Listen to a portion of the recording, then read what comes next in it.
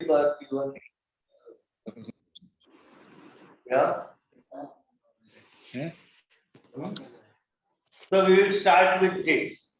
And here I tell you, I have prepared this module in such a way the theoretical part will be minimum. Theoretical part will be minimum. We will be discussing only on practical aspect. The theoretical aspect you can understand by reading books or articles. So my first किसका नहीं है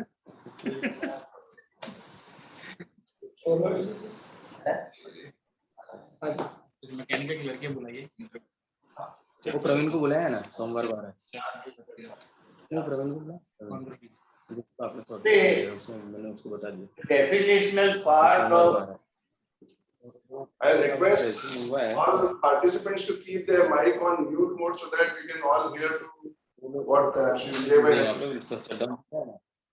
एक ब्रिजेश भाई है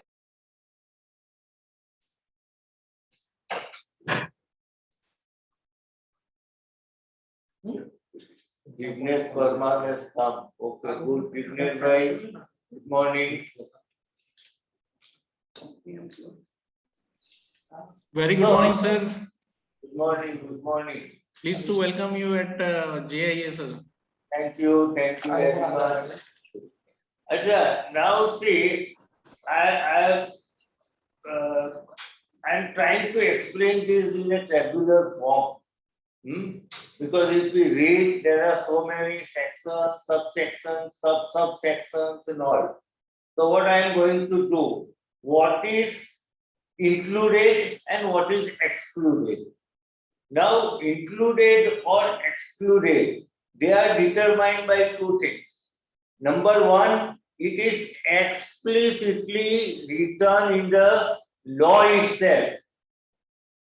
And implicit means we have to imply. We have to assume that when it is written like this, that means it is like this. And so that is called implicit. Now, in explicit inclusion, there are three allowances: basic wage, dearness allowance, and retention allowance. Now, what is so far, I mean, our concept was that overtime, EF and all, it was to be paid on basic plus GA. I mean, that was the general impression. Now it is not that.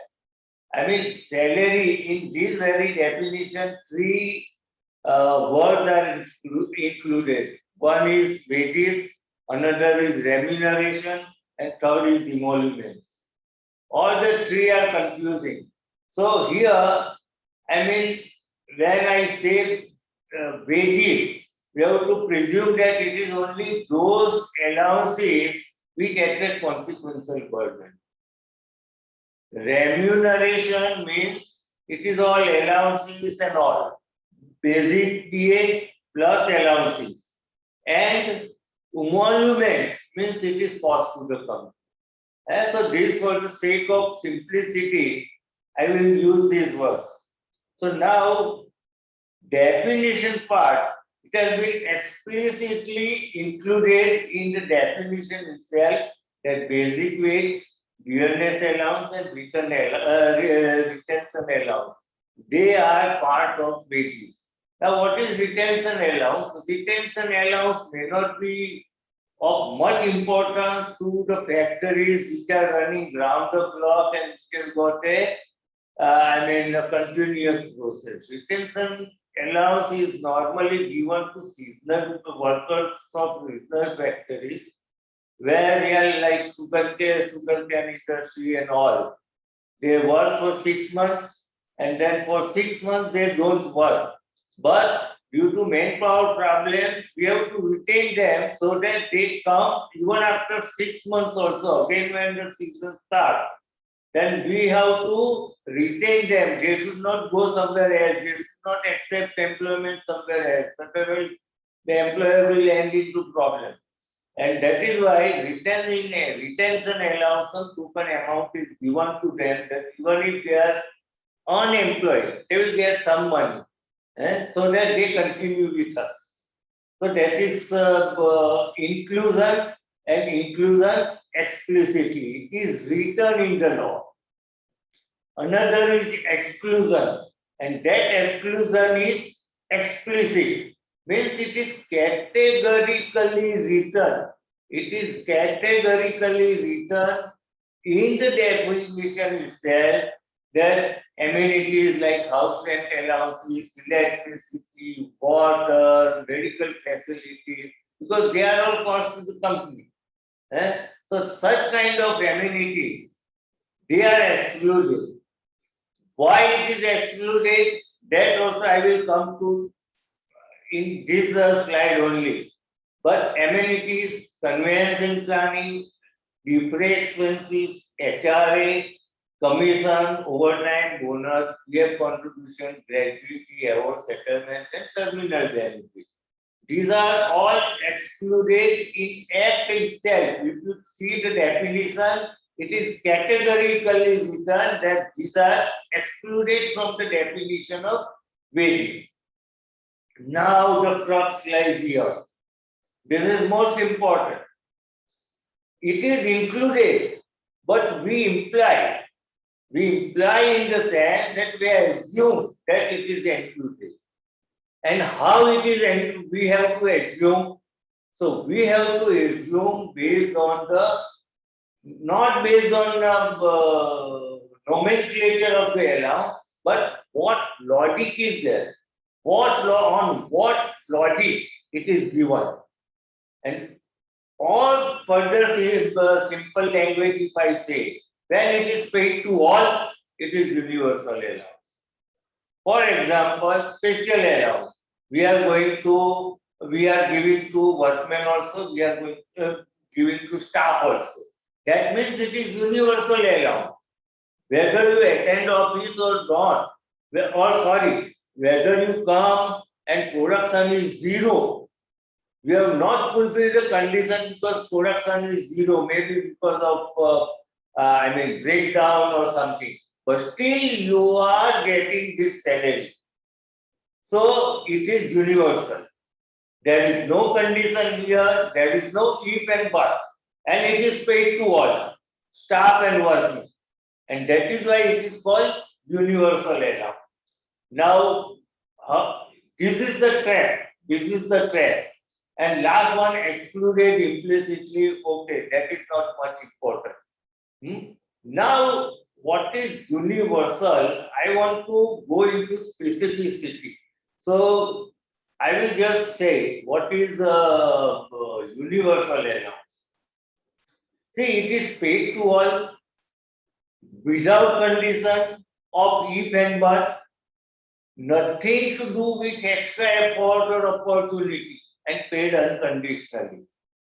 So if you are paying something like this, then you have to include this in your wages. And when you include in your wages, that means it will attract overtime, it will attract provident fund, it will attract gratuity, it will increase leave encashment, everything, even bonus and gratuity, everything is included. But if the allowance is not universal, it is paid to specific category with condition, and extra effort is required here. Now, for example, I tell you that for some senior managers, we are providing vehicle. Now it is paid only to senior managers. So rest of the people, they are gone. When rest of the people are gone, it is not at all a universal allowance. So here it is better that before this course come into force, we should review our wage structure, our service, our salary structure, and wherever possible, you keep a ratio of 50-50. That I am coming to next slide. That what is that 50-50? But as far as possible, try to keep balance.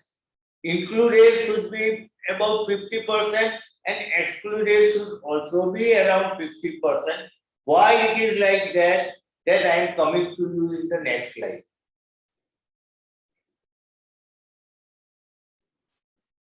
See, now what new law says that, as I told you, I am going to refer three, nomenclature: wage, then remuneration, and emoluments. Now here, now there are three possibilities I am telling you. First, you start that in your company, basic DA and special allowance, they are 500 rupees. And other allowances like special allowance or something like that, they are 500. That means total your wages, total remuneration is 1000 rupees, out of which 500 falls in the category of wages and 500 falls in the category of allowances. So if it is 50-50 ratio, 50-50 ratio means around 45-55, it is okay. Then in that case, the company will not have additional financial burden. The company will not have additional financial burden. Now, for example, this is hypothetical case. Now, statutory compliance by the company and statutory deduction from the wages of worker. Now, this 22 and 18, they are only for the sake of brevity, and just to give an example, actual the statutory may differ. So this amount is just hypothetical. So here also, if you see the CTC, it remains the same. Why it remains the same? Because wages and other allowances are equal, and the consequential burden will be attracted only on 500 rupees. Now coming to this, that after deduction, because employees' contribution will also be deducted, ESI, provident fund and all. So his take-home salary will be 800. Now, apart from this, what is not included in the or what is already addressed in the definition part, that overtime, we assume that one person is doing overtime for 5 months, 5 shifts in a month. Second thing, gratuity. Though we are giving after 5 years, but we are making provision every year. Leave encashment. Now about leave encashment also there are provisions. Now 50% of the leave encashment should be done on the conclusion of calendar year. So these are the deductions. So the CTC to the company will be what? 1322. That is CTC to company. What goes out of the pocket of employer. But take-home salary will be 800 rupees. Why? Because some of the amount is that employee contribution that has been deducted. So here, it is not before means before implementation of new code, and after means after implementation of code. So here it will not make much difference.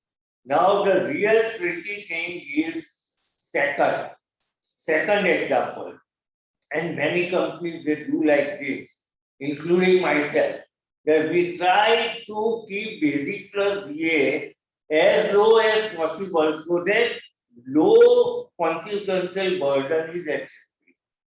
We keep, say, hypothetically, we keep 300 rupees. And allowances, other allowances, like some allowances, cycle allowances, and falana allowances, and all that. These are where the consequential burdens are not attractive.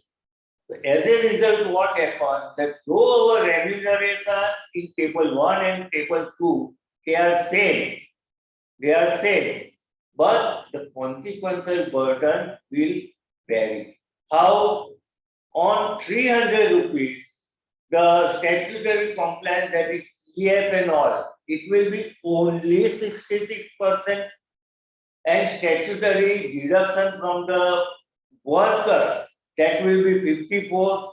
So in this case, I mean, let us not go head by head, but here two aspects are necessary. Number one, CTC to the company will be 1,193, but take home salary will be 880. Now here the code says that this 300 and 700, that ratio is skewed, and it should be 50%, means 50%. The allowances or the wages which attract the consequential burden should be 50% of remuneration, and other allowances which are not attractive to provident fund, they will also, I mean, that should also be 50%. So prima facie, if you see, I mean, it is shaded the line that CT, the remuneration is same, but the financial impact is different. Now here, now this is the most important, the red color is the most important column. Now, for example, you keep 300 rupees. Okay, we don't want to include in our basic plus. Then what happens? Though it is 300 rupees, it will be assumed that it is 500. And your provident fund, your ESI, and like overtime, gratuity, leave encashment, it will be on 500 rupees. Though here it is 300, it will be 500. And that cannot become 500 once the code is introduced. You cannot do like this after introduction of code. After implementation of this code, we cannot make this jugglery. So as a result, what happened that your remuneration will come down to 1,200 rupees. Because 200 rupees which are missing, that will also be added, and allowances cannot be reduced. If allowances, because it amounts to contracting out. So we cannot do that also. So the allowances will remain 700, the wages will also remain 300, but statutory compliance will be on 500. So as a result, what happens? Two things happen. Now this is very tricky also. This is very tricky also. Here what happens? That the company's CTC increases, number one, company's CTC increase from 1,193 to 1,322. Now this is only for 1,000 salary. Our average salary, we say that about 7,000 to 8,000, and there are 200 people, so you can imagine what will be the financial impact, including overtime, gratuity. Now, if the person retires today, then okay, we can pay on basic. But if he retires after introduction of this code, then it will be on 50%, and that will be multiplied by say 25 years of service. So the amount is enormous. It is exorbitant. So it will directly impact the employer. So before implementation, before this code come into force, we can make some jugglery. That some of the allowances part we should place in 300 rupees. So that it comes to 450 or something, or 550 or something. But at least that gap is narrowed down, and our financial impact will be reduced. If we say financial impact, okay, PF, it will be a bigger amount. GSI, it will be a bigger amount. But what is exorbitant is overtime, gratuity, and leave encashment. It is going to have phenomenal impact on companies. And another thing, here I tell you that though this is a wage management system, but it is going to affect even our industrial relations. How when you sign a settlement, management will always try to keep low CTC and worker will always try to increase the take home salary. There is a conflict of interest. So it is going to be a big tussle between management. So now onwards, once these codes are introduced, the LTS also will become a difficult exercise. Now coming to next page. Sorry, next column. Here also, now here it is just a reverse. Here it is just reverse that wages are 300 rupees and allowances are 700 rupees. Here it is reverse. 700 rupees is the wages and 300 is allowances. Now here the trap is that we cannot reduce 700 and add in 300. That 700 will remain 700 and that is called contracting out. In Act, it is written as contracting out that just to reduce the consequential burden on the company, the company will not tamper with the basic and allowance. So that 700 will remain 700 and the consequential burden will be on 700 rupees. So got the point? 500, if we have got 500, even after implementation, we will not have much problem. If we have got 700 rupees basic and 300 allowances, then also we will not have much impact. But those whose wages, that means basic plus pay is 300 and other allowances are 700, they have it. They will face problem.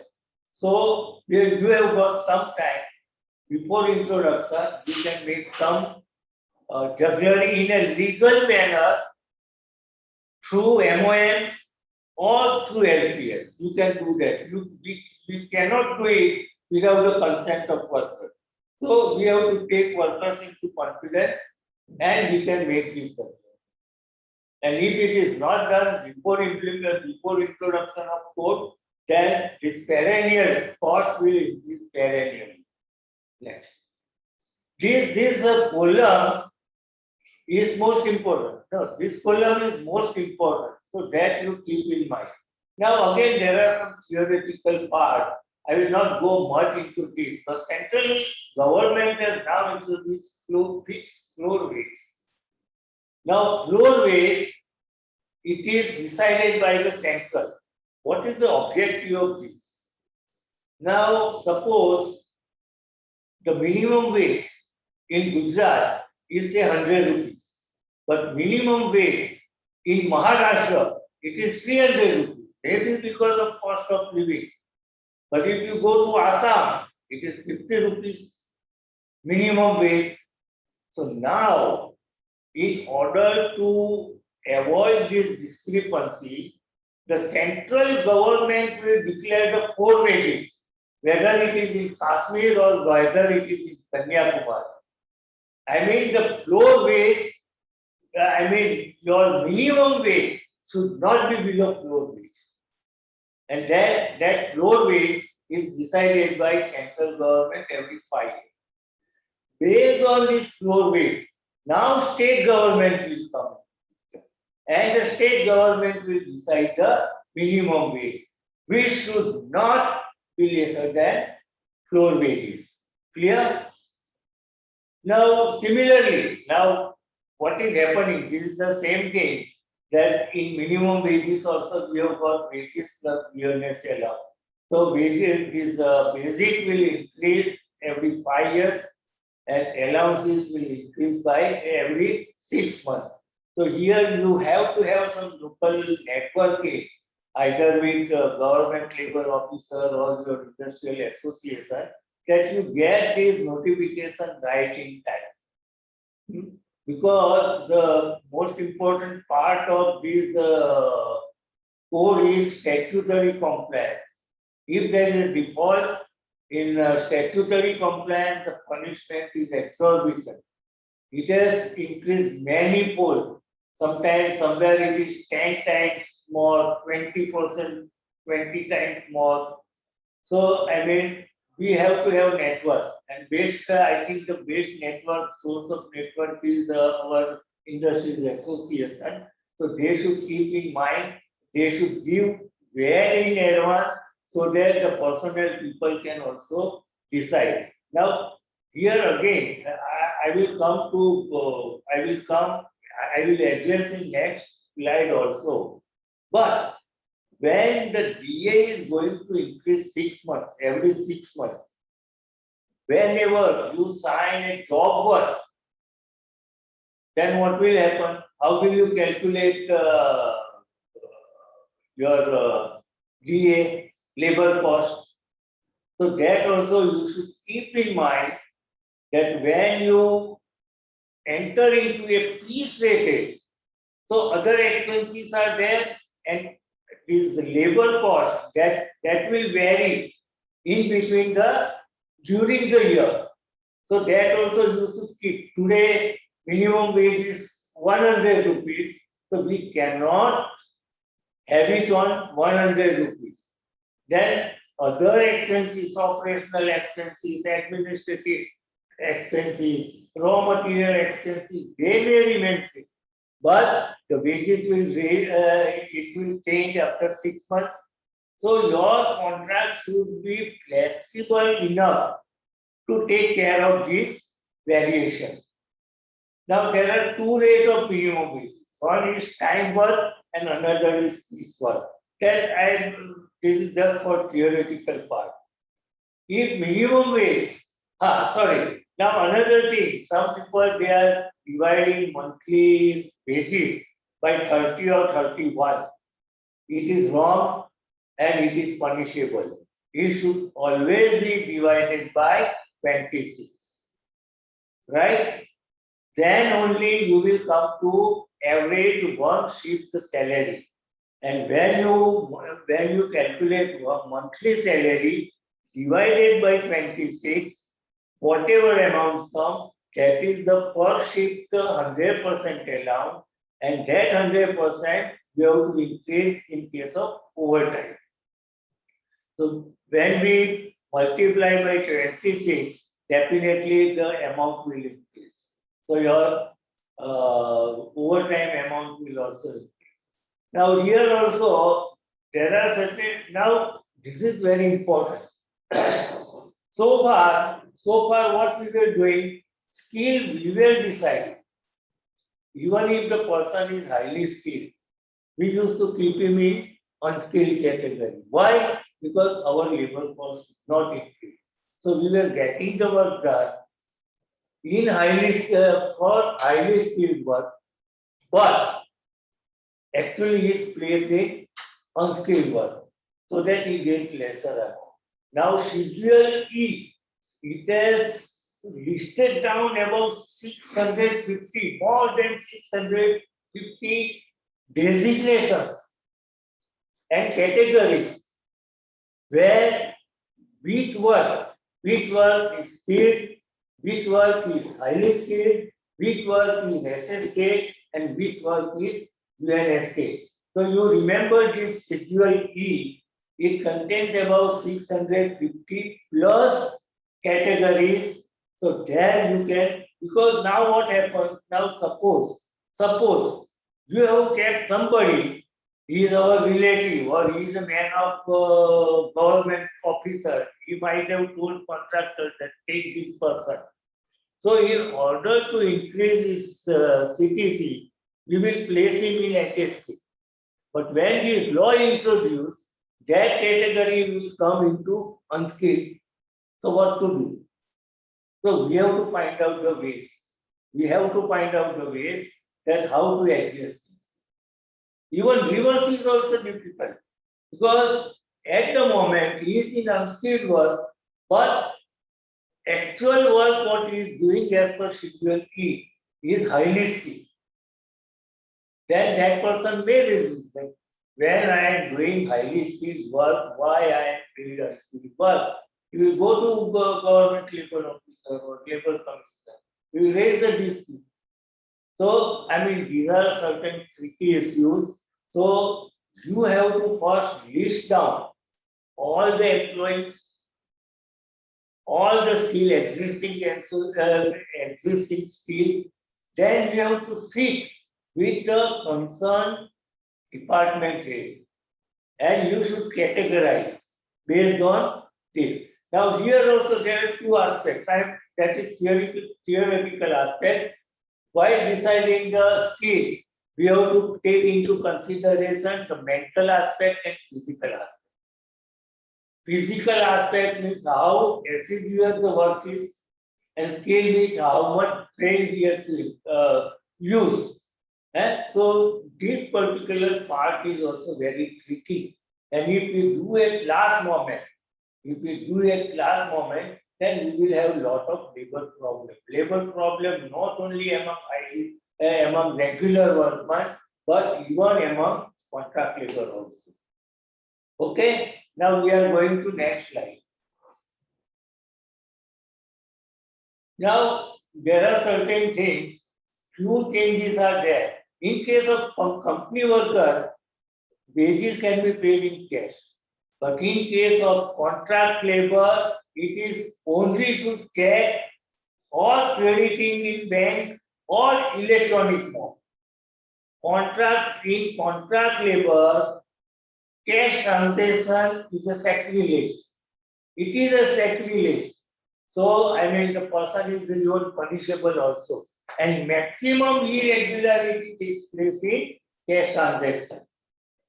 Though I have not paid in the advance, we mentioned in wait slip that we have paid him 1,000 rupees as advance, and that 1,000 rupees the contractor will keep in his pocket. So now the very first thing is that try to avoid advance, practice of advance. Try to avoid. Now, in case, in the rare case it happens, then you can do one thing. Ask him to give advance only through electronic mode, and he should produce the evidence. That evidence will be used while preparing wage slip.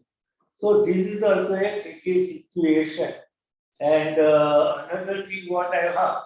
The another part in deduction is that here also the principle of 50-50 applies. Third thing, the current law on deduction is what? It should be 50% of total remuneration, and if the company has got cooperative society, then the deduction can increase up to 75%. So my salary is 1,000 rupees, and the company, there is no existence of cooperative society in the company by employee or company or whatever it is. In that case, we have to restrict the deduction to 50%. And whatever is left out, that should be carried forward till that 50% is not taken. So if my basic salary is 500 rupees and my deduction, my total salary remuneration is 1,000 rupees and deduction is 700 rupees, I can deduct only 500 rupees, not more than that. And residual for 200 rupees, we have to carry forward. And even next month also, if it exceeds 200, then we have to again carry forward the excess deduction. Till that 50% limit is achieved. So this is a trap for the company. So I personally feel that as far as possible, the practice of advance or loan should be avoided. Now, in many companies, the person comes with a request that I am constructing a house and I have taken a loan of 10,000, 10 lakhs rupees. And it will be deducted from my wages. So you give the authorization or consent that, okay, on your behalf, we will deduct the salary from this workman or employee and we will deposit to your bank. Now, here also, I mean, it should not exceed 50%. So what will happen? The bank will come to us. Bank will not go to workman. Bank will come to us that we have already given a commitment and that much contribution, that much installment we have not paid. So before starting the implementation of this wage code, it is better that you meet our bank manager and tell them that now either we have got two things.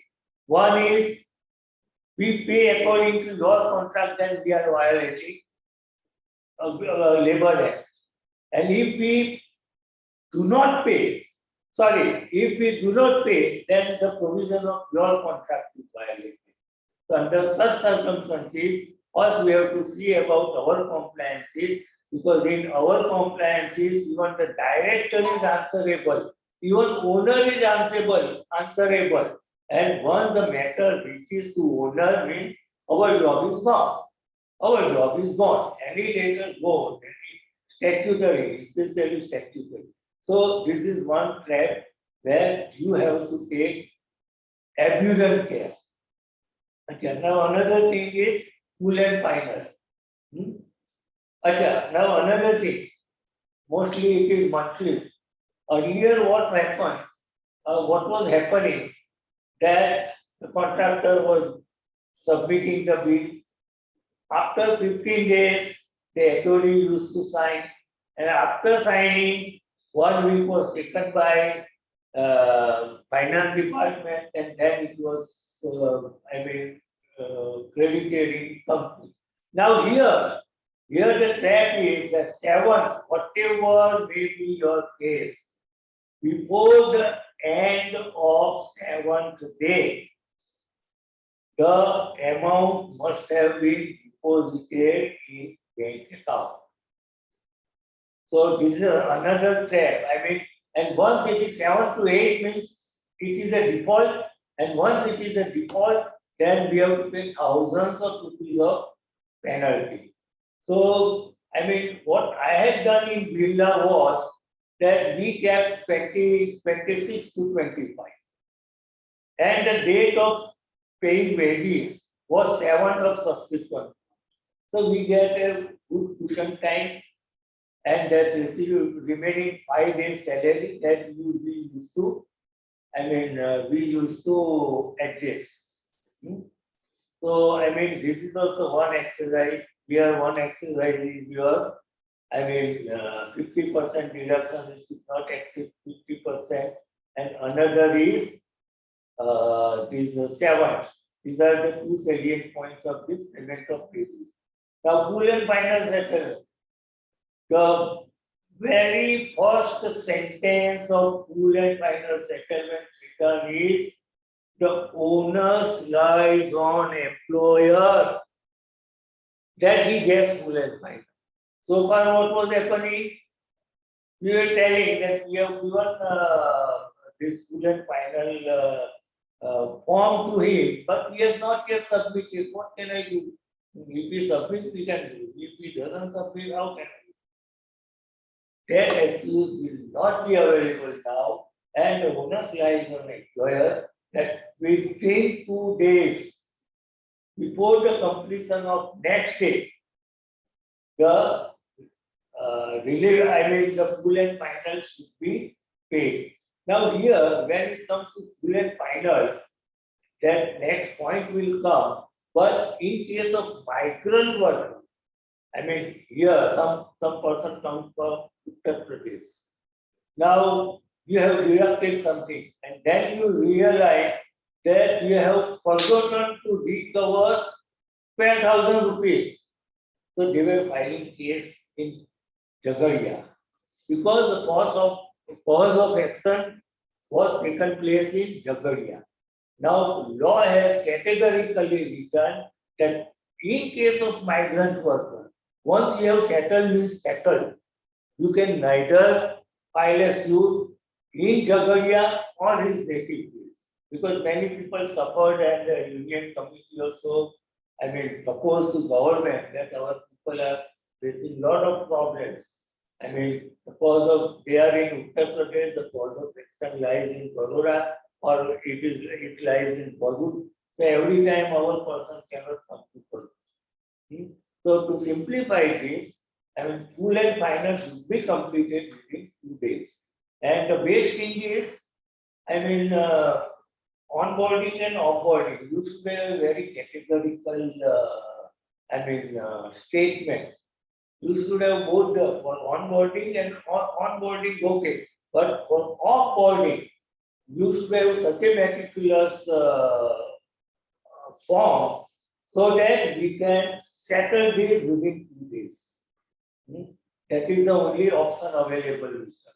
Because earlier we used to give an excuse that employee has not given. Now the ownership lies on us.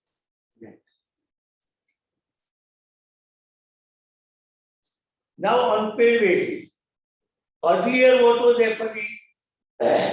If the person has gone or the person is terminated, many times it has become a fashion not to take the full and final out of ignorance. That if I take full and final amount, that means I have settled this. And sometimes it happens that, okay, he has absconded and he has not taken that amount. The current practice is Gujarat Labour Welfare Fund. We used to deduct this amount. We used to deposit that amount in Labour Welfare Fund. When the officer comes, he inspects, and when he writes something in the visit book, then only we used to pay. And even if we don't pay, there was no prosecution.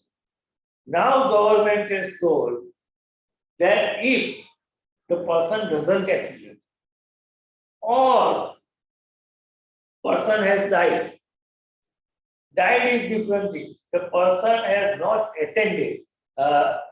He has absconded, and the name of nomination is there.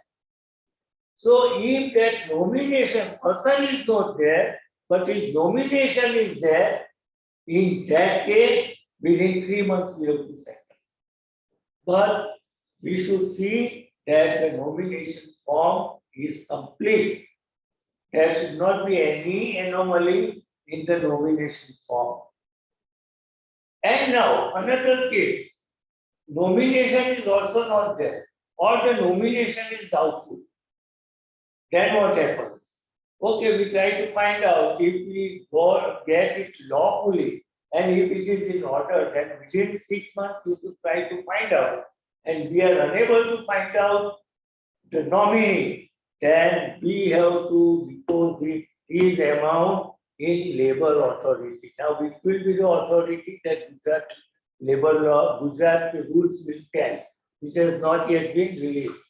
So, in case of normal absconding, within 3 months we have to deposit, and in case of death or nominee is doubtful, within 6 months. Sorry, after 15 days, during 15 days after 6 months. On lapse of 6 months, within 15 days, you have to deposit. Then your role is over. Your role is over. You get a clear-cut certificate that there is no fault on our side. We have deposited in government department. If the person comes, then we have to tell that okay, you go there and collect from government authority. Now, many people they were making money out of it. In the sense that they were not paying for years together, they were keeping with the company only. So now that thing has gone, and sometimes, and most of the time, we used to deposit in Gujarat Labour Welfare Fund, and that too when if the person comes, the official comes and deposits. And so now all these things, all anomalies have been eradicated. Now, as I told you, employer's responsibility ends here, and labor department, now in rules also, central rule. And so most probably the state rule also will be at par with central rules only, it will not go beyond that. But as per central rules, the labor department, maybe assistant commissioner, deputy commissioner, or government labor officer, he has to approach the collector and all that, that is his bill. That is his bill.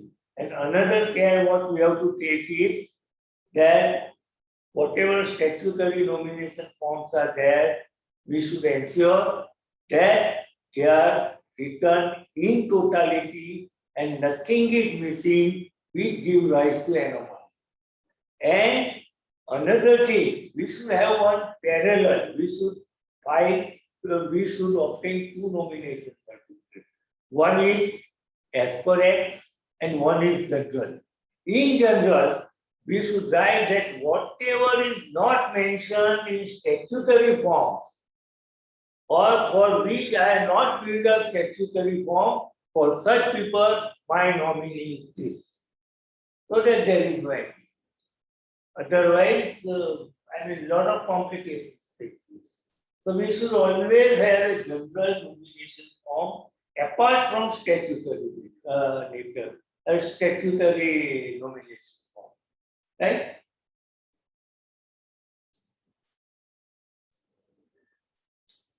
Now overtime. Now overtime, as I have told you, that overtime should be on 50% of wages, whether your wages is 300 or whether it is 500. And even 300 rupees, in case of 300, the wage will be different. It will be on 500.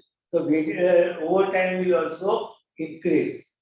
And for monthly wages, it should be, I already repeated. Now, another thing, that workman has to be retained on overtime only with the consent of worker.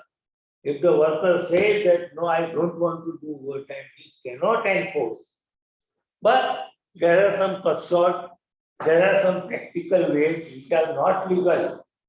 But there are ways and we have to implement them. Now, for example, how I tell you, the workman has to be retained on overtime only with the consent. But they have not written whether it is consent, written consent or oral consent. They have not written. So in this case, if the person says no, we can issue super notice, conduct inquiry, and the verbal evidence, witnesses. So I mean, these are the loopholes also. But the law is that we cannot enforce the employee to work on overtime. Now, even in overtime also there were some. Another thing, payment of overtime wage cannot be carried forward. Means January salary we should pay in February. Now, particularly this overtime part, we cannot pay in September. That okay, I mean it is less than 50%, so overtime part we will give later. No, it should be in the very next month. It cannot be carried forward. Another is payment of overtime cannot be carried forward. Yeah, I mean here some rounding off is done. There were some ambiguity. The person used to overstay for 5 minutes and then he was claiming for overtime. Now, for the sake of simplicity, they have written that if the person, my shift over is up to 5 o'clock, I go before 5:15, then it is 0. Overtime will not be given on 15%. But if he goes between 5:15 and 5:30, then we have to pay half an hour overtime. And If it is between 30 minutes to 60 minutes, then it should be considered as additional 1 hour. I think that is simple. Acha, another thing, earlier there was a ceiling. The person cannot be retained on overtime beyond 75% in a quarter, calendar quarter. It should not be. Now here they have given relaxation because they have also seen that practically this is not possible.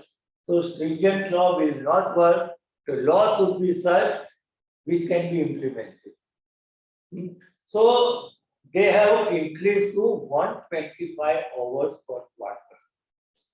Now here also, if we, because I have done a lot of Pareto analysis on this, we find that 80% of the overtime is done by 20%.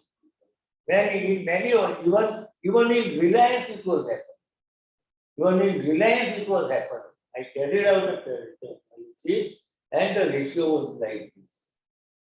In my previous, I was in Jharkhand, that the ratio was little skewed, but it was 15%, 15% of the employees were doing 50% of the work. Now, why this is happening? The very first thing is either the person doesn't want to work, and number two, he cannot work independently. He wants to do it, but he cannot do it independently. So somebody has to be retained. So the person who is expert, he always is retained on overtime. So the solution for this is multitasking training. We should train the people in multitasking so that, I mean, that imbalance in number of people and hours of overtime can be minimized. And gradually after training, start with on-the-job training on experimental basis, and likewise we can tell that if you want overtime, then you have to learn the skill. You should acquire the skill, otherwise it is not possible. It is a hazardous process and you cannot leave the whole plant to you independently. Acha. Now, previously, even 75 hours also had some relaxation, like war, urgent export order, and all. Now, the government has become very practical in this, that if it is an emergency, okay, is retained. I mean, in that case, we have to write something in our record that it was emergency work, blah, blah, blah. Then we can write this emergency, unforeseen, preparatory. Now, preparatory means, for example, our shift ends at 2 o'clock. First shift ends at 4 o'clock. Now, the operation is good, new operation is going to start at 4 o'clock. And 2 hours are required for preparatory work. This problem particularly comes in batch process. In that case, 3 hours are required for preparatory work to restart the process. As even in such cases also, they are justifiable. And another is intermittent. If the process itself is intermittent, so sometimes, I mean, he has to do at 2 o'clock, sometimes he has to do at 3 o'clock, sometimes 5 o'clock. And for that purpose, it is retained because the nature of job is intermittent. Then this is allowed. Then it can exceed even 125 per quarter also. Yeah. Now, this is also part of gender provision. There should not be any gender discrimination. When two are doing the same or similar work. Now, this term is also very, very important. There is a categorical definition. Since I am not going to go into theoretical part, but same work and work of similar nature. Here again, the mental aspect and physical aspects are involved to determine what is the same work or what is the work of similar nature. Ultimately, it is a mixture of mental exercise and physical exercise. Another thing, if the worker is employed on time scale, these are all okay. If he is on time scale, he is engaged for time 8 hours. Now, for 2 hours, there is no work. No work. The process is going to start at 4 o'clock. I have come at 2 o'clock. But because of company's problem or technical problem, so in that case, he has not worked for 2 hours for which he is not responsible. And hence, he has to be paid the total wages of 8 hours. But if it is because of his own unwillingness, the process is on and he has absconded somewhere for loitering. In that case, we can deduct his salary for 2 hours following the principle of natural justice. And so this we can do. But engaging on time scale for 8 hours, actually he is working only for 6 hours because for 2 hours his presence was not required. So in such cases, we cannot deduct his salary unless we apply no work, no pay, and no work, no pay will apply only when it is a case of misconduct or it is a case of negligence. Now dual work. Now same is dual work. We the person sometimes in first shift he is doing highly skilled job and in second shift he is doing skill job. So in this case, actually he is in say skilled job. And second half, he is doing for highly skilled work. So we have to see that injustice is not done and he is paid minimum wage for highly skilled. Now, if worker is employed on piece rated, this is a big blah blah. If worker is employed on piece rated work, ensure that his salary is not lesser than the time rated. So our this is more a job of commercial department. They should determine. It should be the labor part should be because the commercial department or the financial department will arrive at the piece rated unit based on many other factors. So that time the factor of labor cost will also come in play. So that time they should take into consideration. And last point, if the contract worker does the same or similar work like permanent, now this was about contract labor. Now the same thing is for permanent. Of course, these are all theoretical. We are doing many times like this. But law has written that I am a contract labor. I have done job of permanent worker. Then I should be paid permanent wages of permanent worker. These are all theoretical things. There are many ways to escape from this. I am not wasting more time on this. Again, general provision. See, these are the new gig worker and platform worker. Now, here also I tell you one thing. Actually, gig and platform worker, we have nothing to do with them. The aggregator is the employer of those people. So they have to ensure that the provident fund is, deducted or any social security provision, they are paid by aggregator, who is a contractor, who is a master for gig worker and platform worker. Now, gig worker and platform worker, I would say the Zomato, very famous example. Now, suddenly, now we don't know that today there is some guests are coming, and suddenly they come and we want a good food. So we talk to Zomato that in this company you please provide. Now we have to pay 1,000 rupees, then we pay 1,000 rupees, and employer was not covering the workman under that Zomato's employee into social compliance. Now the aggregator has to pay social compliance contribution to the government. So here the only impact on company will be financial impact. Say for every bill or for every delivery, we will charge some 50 paisa extra. That's all. There is nothing more. Same thing is building and other construction work. So here there are some conditions. Number one is here also, I mean the most important aspect is government is going to form building, I mean the sales and welfare fund for building contractor. This is already existing. I think from 2007 or something, this is in currency, that contractor is responsible for compliance. If not applicable, if the labor is lesser than 10, then construction is for residential purpose, and third is the cost is lesser than 50,000. In that case, I mean, we have not to charge cess.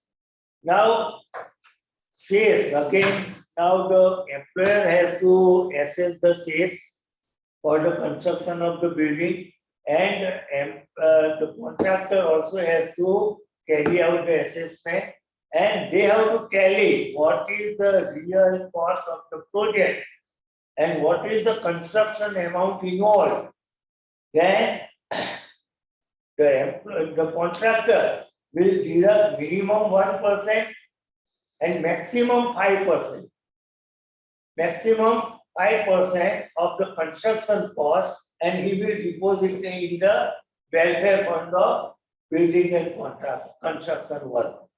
So here also we have not to see much, except this PF and other things we have to just glance over that. But basically the sales and all that will be the responsibility of builder, the contract.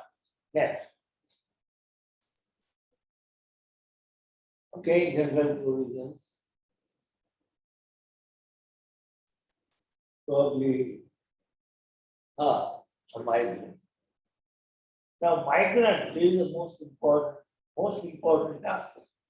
What is migrant worker? Migrant worker means a person who has come for employment or who is given employment in different states. For example, Uttar Pradesh. We engage contract labor from Uttar Pradesh because Gujarati people, local people are work evaders. They are not working much. While the outside people, they are working very hard. So we, engage worker from Uttar Pradesh. Now Uttar Pradesh is interstate. Interstate हो गया इसका. So in that case, this case is applicable. His applicability I am coming to that. But not only when he comes, even when we engage or he comes on his own, he will be treated as migrant worker. Now here is migrant worker when it is applicable, when it is less than 10 people, then it is not applicable. But 10 people means 10 people either through contractor or companies work, companies do. If lesser than 10 migrant laborers are there, then this is not applicable. But it is more than 10, then we have to go into the portal, we have to register them. And similarly, we should insist to contractor that you register them. The best option is not to declare him as migrant labor. That is the best solution. There are some loopholes. I will not go into that. But theoretically, if he is an interstate migrant worker, then we have a different treatment. What is that different treatment? Every year we have to reimbursement. We have to reimburse to and fro second-class railway fare every year, and that will be a lump sum amount. But that lump sum amount should not be lesser than the second-class railway fare. All these have come in after this corona pandemic. Because there were many problems, so this was included little later. Then in 1 year, this should be given in 1 year. Apart from that, I mean, this is not for us, this is for contractor, that public distribution, ration card and toll free, all day that contractor has to comply with. But most important thing is that here again one point is there. Now the interstate migrant has joined amidst the year. In the middle of the year, then what to do? He has to complete 1 year. And now he has got 80 days. He has worked only for 80 days in this. In that case, if he brings the certificate of previous employer that he has worked for so many days in that company and then he joins here, then we are bound to pay. Otherwise, we should complete minimum 80 days. Then only he will be eligible for benefits like this. Now, these are some of the offenses and penalties. Now, for example, employee pays lesser wage to the employee than what is stipulated. On first occasion, it is 50,000. Earlier, what was that? I don't remember. Must be 10 rupees or 50 rupees or 100 rupees, not more than that. Now, within 5 years, we again repeat the same thing. Again repeat the same thing in 5 years. Then it will be 1 lakh rupees and 3 months imprisonment. So that is also written in schedule. So I will not just read it out, but these are the 4 offenses which attract penalty and imprisonment. They are there in the rules. They are there in the rules. So you can go through that. I will not read out this. Similarly, now the forms, earlier so many forms were there, now there are only 6 forms. The 6 forms are bigger. So ultimately, for us, it is one and the same thing. The data which were written in different forms, now they will be written in one form. So that part, time office will have to be very careful. They should have all the data. Yes. Now, my job is over. Here, if you have got any doubt, you can ask me now, or this is my mobile number. You can ask me at any time. I will be at your disposal. Yeah, good afternoon, friends. The forum is now open for any question answer session. Anyone having any question, kindly unmute the system and you can pose your question. I think we have one question from Mr. Paresh Rawal. Just one moment, I'll get that question. So 18,000 is gross or basic wage? No, it is not basic wage. Not basic wage. It should be wage. Wage means basic DA and retention allowance. And plus certain explicitly included wages. That should, if it is there up to 18,000 rupees, then he will be considered as worker. Otherwise, for example, one supervisor is there. The supervisor is not a worker, but his basic, DA, and other some allowances which are universal. So in that case, suppose his allowances are, all these wages are below 16,000 rupees, say 14,000 rupees. Then even if he is supervisor, he will be considered as worker. This was there in even last previous application also it was there. That time probably it was some 8,000 or 6,000 rupees. Now that has been Thank increased you, to 15,000. Yeah. Second, any other questions? You can please unmute and please ask.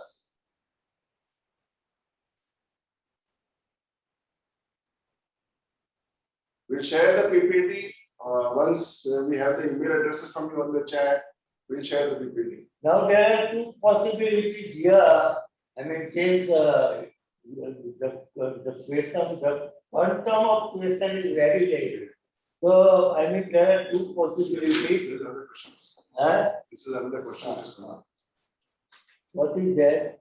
Is this applicable for security staff also? Yes, for security also. Now earlier we used to, and that is true also, even in Reliance and Birla, there also, I mean, they were engaged for 12 hours. So now this is applicable to security also. There are some loopholes, but again, it will be illegal.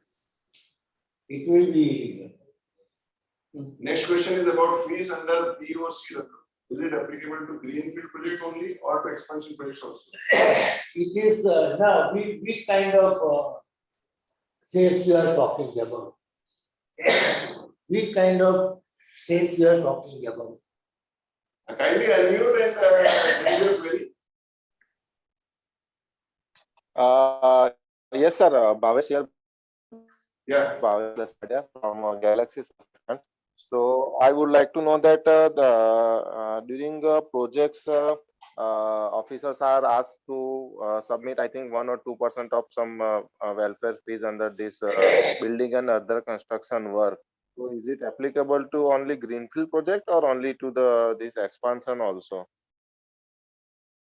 See, frankly speaking, I have not understood much. But are you talking about the sales? I Yeah. think in one of your slide you have mentioned that about 1 to 2% this Yeah, building yeah, construction I work. got I got the point. I had a fight means not wrestling fight. I had a hot argument with UPL when I was in UPL. I told that why this sales is taken. Why this sales is taken? Because it is in the primitive state, greenfield project, and the people are not covered under social security yet. So just to compensate, they are charging sales. So we should not pay in case of greenfield project. No, we should pay in case of greenfield project, but if there is a case of example, I mean expansion, we are covering most of the people and we will also engage the contract labor. So if that thing is existing, so this is my opinion, but in all the cases, including advocates have told me that no, this is by default BOC. Hello, hello, Yeah, hello. yeah. Yeah, actually, I would like to throw some light on this BOCW questions. After Lanco, after the judgment of Supreme Court on the Lanco power, now it is very much clear that BOCW is applicable on expansion project also. There is no greenfield or brownfield project. Yeah, and that is why then I did not argue much. So as of today, whether it is greenfield project or expansion work, we have to pay this fees. We should not be lesser than 1% of construction cost. We should not be more than 2% of construction cost. And there is a procedure also. First of all, the builder and company has to do assessment. Then the assessment officer will come. He will clarify. He will make necessary corrections. Then only it will come. If the cost of expansion is less than 50,000 rupees, then also they are exempt. Another question which has been posed by Mr. Anish Takshi is the daily, weekly OT limits been removed in new wage code? No, I have told. It's for the quarter, right? Yeah, for Daily and weekly has been. No, daily there is no limit. Daily or weekly it is not. What I think what we are trying to say,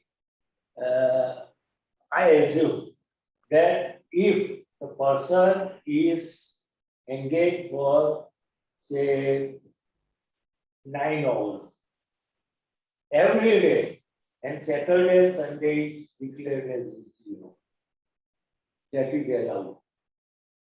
That is Sir, allowed. Yeah, the Anish, question you was technically, yes. Good afternoon, sir. Anish Kachi from Gulbranch and Technologies.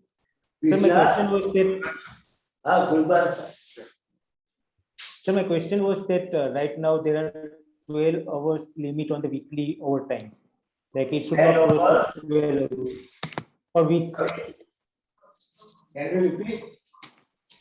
Sir, in current rules, there is limit of 12 hours cannot be exceeded per weekly overtime. So working days like 48 hours plus 12, 60 hours should not exceed in the week. So it is gone away in the weight. No, it is 12 hours. That is the ceiling. We cannot retain him more than 12 hours. So that monitoring what earlier we used to, make, that would maximum 1 plus 1 seat. That's all. It cannot exceed that. And sir, another question was this wage code is in line with the conventions of ILO, Conventions of? International Labor Organization conventions. So this wage code is fulfilling that ILO conventions also. Labor. Is it in line with international labor code? I would say partially. ILO has laid down many conditionalities, and India is trailing behind in many areas. Especially now the theme of the ILO, the current theme of International Labour Organization is ceramic and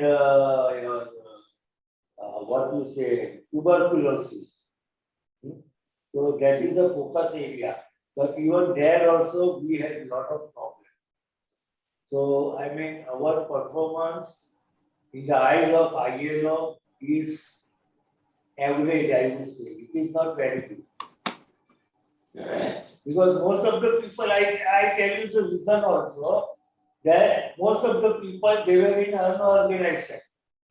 And unorganized sector, the government did not have any control. Now they have, allowed the government officials to have some supervision. Earlier it was not there. So almost, I tell you, hardly we had 10% of manpower who were in organized sector. 90% of the people, they were not in organized sector. So there all kind of juggleries were taking place. So now this will not be possible. But this is one example. Likewise, there are many things, even in medicine, medical, occupational disease, accident.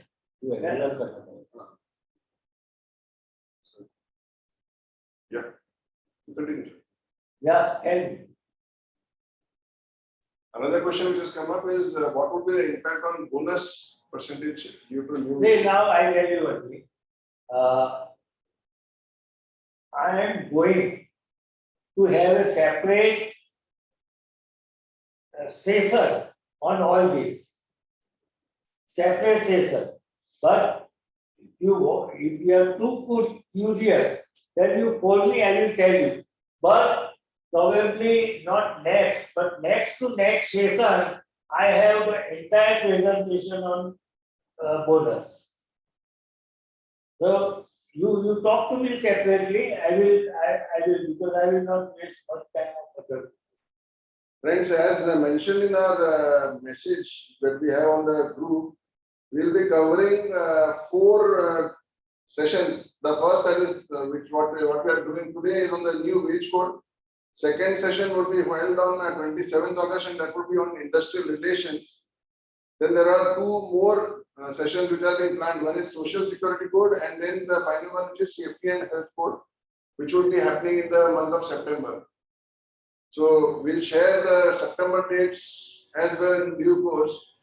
So, and in case you have some important things which you want to directly answer, get answered, I have shared Shri Vijay Dandiwala's mobile number on chat. You can use that as well.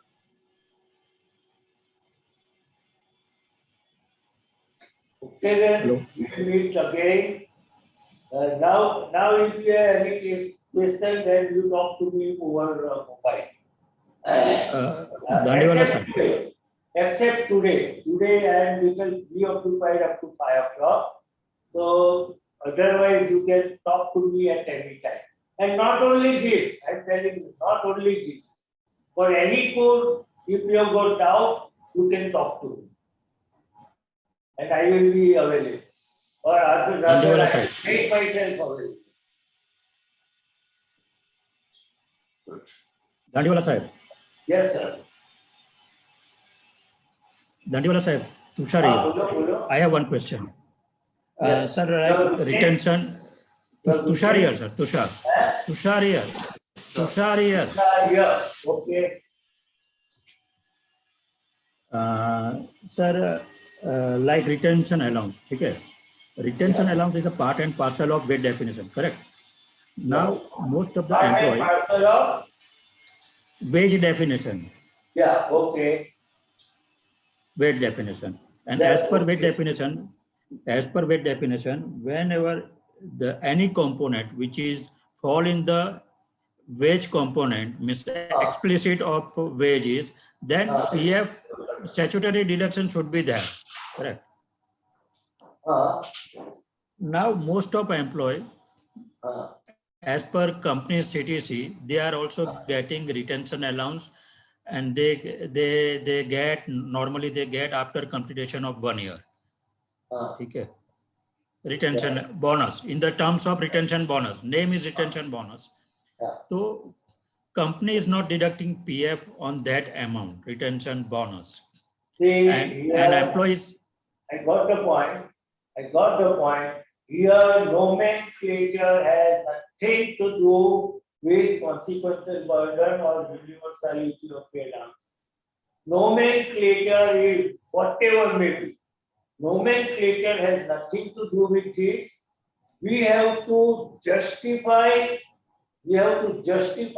with logic, authentically, that this is universal allowance or this is not universal allowance.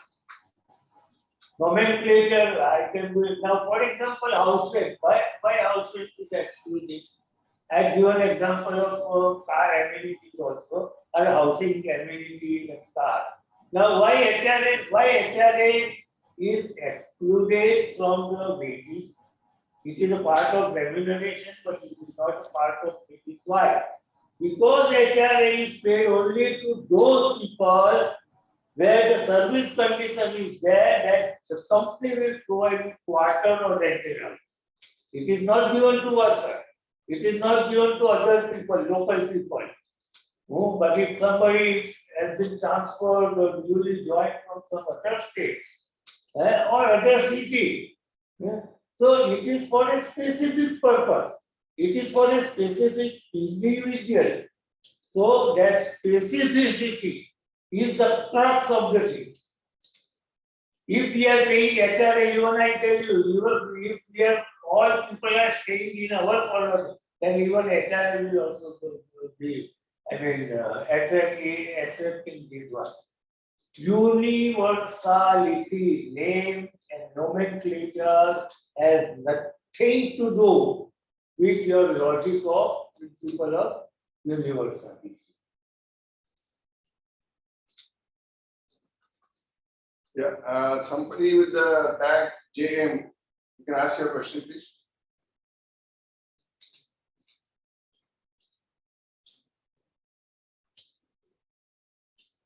Yes.